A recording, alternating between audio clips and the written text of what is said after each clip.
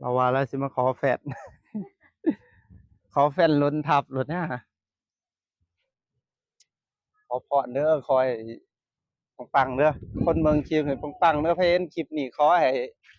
กดไลค์กดแชร์ให้โชคให้หมานเด้อเพนคลิป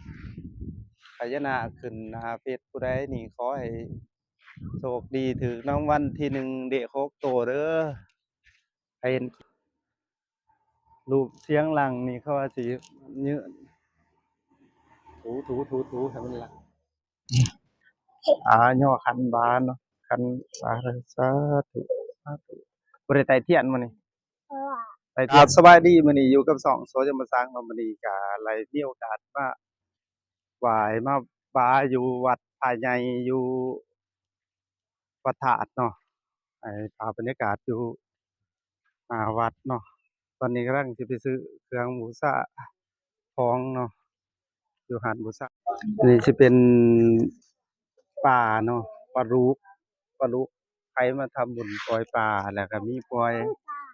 ปลาปล่อยนกเนาะเป็นนกเขาบ่แม่นนกเขาเนาะ อันนี้เป็นนกเขาแม่นนกเขาอืมอันนี้ก็เป็นเครื่องไหว้เป็นพวกธูปเทียนเป็นพวกหมักเบ็งแล้วก็มีน้ำหวานแล้วก็มีน้ำมีธูปมีเทียนอันนี้เป็นทางอันนั้นเพิ่นป๊า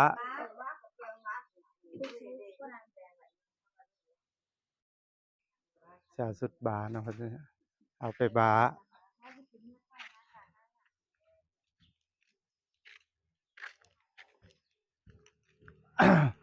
ภาพบรรยากาศอันนี้เป็นภาพทางเขาเนาะ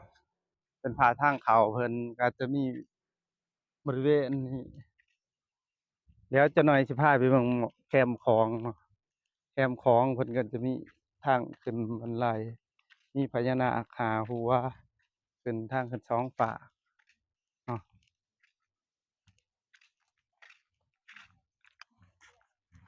ทางขึ้นเนาะอันนั้นก็วัดผาใหญ่เนาะบ่ฮู้ว่าชื่อวัดอิหยังนะแต่ว่าอยู่วัดธาตุเนาะวัดธาตุผาใหญ่มีคนมาหวามีคนมาบูชาขอ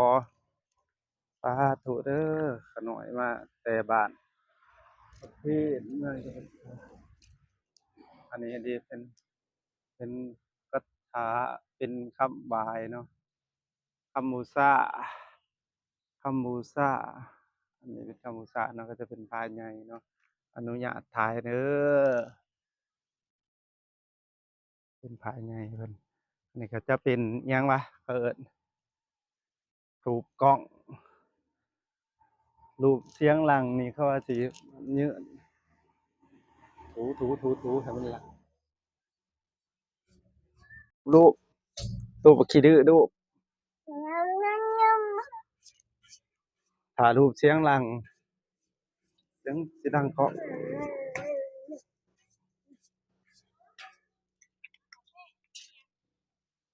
จะเอาแพร่ไปยังให้น้ำแหงก็เป็นแพร่ไปยัง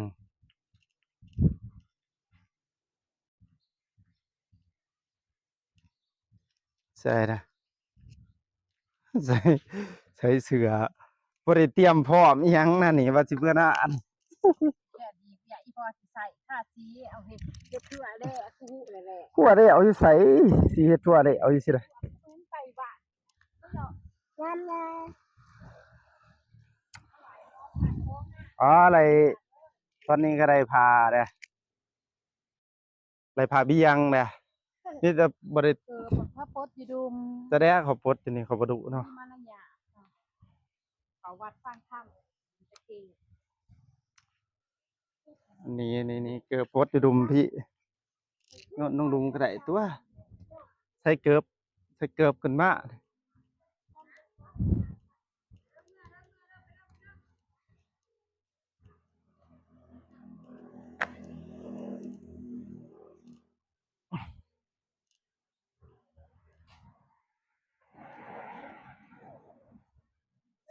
นี่มาขอพร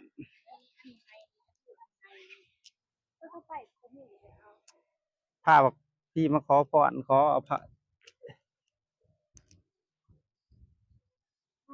ตอนนี้ขอพรก่อนย่อขันบานเนาะขันบาสาธุสาธุ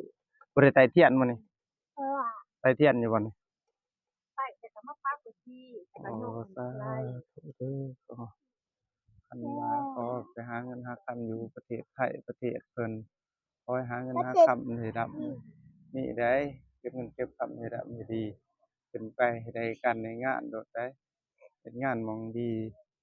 มีหม้องดีๆโอเคถ้ายังหักหอมหอมเด้อหมู่ในการงานขอให้หักหอมกันเด้อการเฮ็ดงานดีๆสาธุสาธุสาธุ ดีๆพูดไปหาไป ไต่ถูกก่อนเบิ่งเขาจะไปไต่ถูกนี่สิมากอดข่อยจังได๋อันนี้ก็เข้าว่าเนาะสาธุสาธุสาธุสาธุสาธุ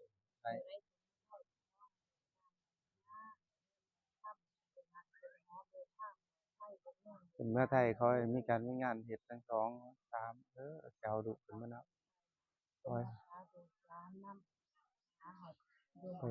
อให้รายการรายงานดีๆได้เงินได้ เท่า ข้าม โอเคฮักโอเคหอมมีเพื่อนฮักเพื่อนหอม ข้ามได้หัวมีขันมา สาธุขอให้เป็นเมื่อไทยขอให้รายการในงานเฮ็ดดีๆมีหมู่ฮักหมู่แพงเจ้านายฮักเจ้านายหอมหมู่เพื่อนหอมกันหอมงานขอให้ฮักให้หอมกันงานให้ดีอยู่นำเฒ่าแก่ดีๆเงินเดือนดีขอให้อยู่ดีมีแรงเป็นเมื่อจะให้คนมาแก่ให้คนอื่นมาแก่แทนถ้าหรือว่าถ้าตอนได้ลงกลับมาจังสิมาแก้เองก็ได้เด้อถ้าว่าบ่มีคนมาว่าให้ถ้ากลับลงมาจังสิมาแก้กลับลงมาจังสิลงมาแก้บาได้การได้งานได้ดีเก็บเงินเก็บคำขอให้เงินคำได้ทองเด้อได้เงินได้คำเฮ็ดงานได้หลายปีเก็บเงินเก็บคำได้ถ้ากลับลงมาจังสิกลับมาว่าเองเด้อ กลับมาบาด กลับมาแกะบาเบาพีชเนาะอ่า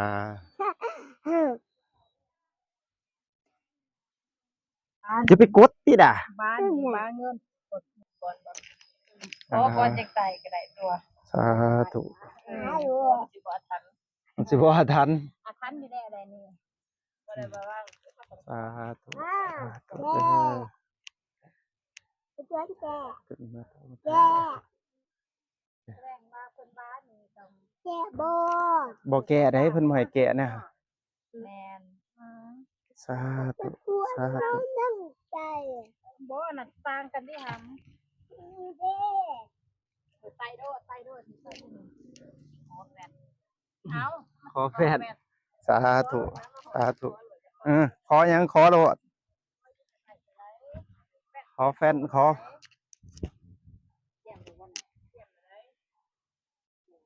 เราว่าแล้วสิมาขอแฟน ขอแฟนล้นทับรถเนี่ยขอกับบ่จมนี่นะฮะนะโมตัสสะภะคะวะโตอะระหะโตสัมมาสัมพุทธัสสะตอนนี้ก็บาสเสร็จเรียบร้อยแล้วเนาะมาสิพามาเบิ่งอยู่บริเวณวัดเนาะบริเวณวัดเก่าอ่า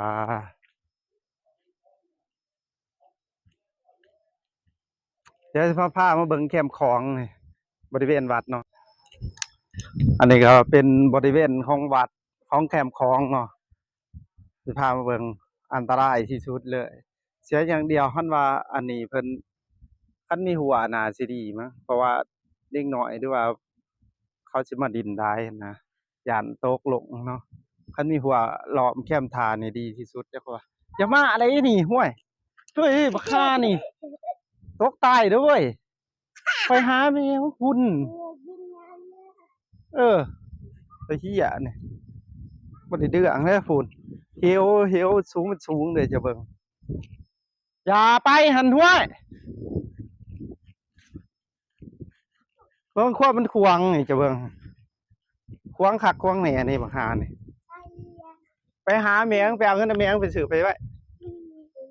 ไปยางมาผีก่อนมาถ่ายอยู่ผีก่อนจังไปซื้อยางถ่ายกับโซก่อนนี่ไปยางไปคอยถ่ายได้เอาคนติดอ่ะโอ้ยอันนี้เป็นทางขึ้นอยู่วัดเนาะแคมทามีพญานาคหาหัวทาง2ทิศเนาะตัวนี้ก็แม่นขอพรเด้อคอยปังๆเด้อคนเมืองคลิปให้ปังๆเด้อเพนคลิปนี้ขอให้กดไลค์กดแชร์ให้โชคให้หมานเด้อเพนคลิปพญานาคขึ้นหน้าเฟซผู้ใดนี่ขอให้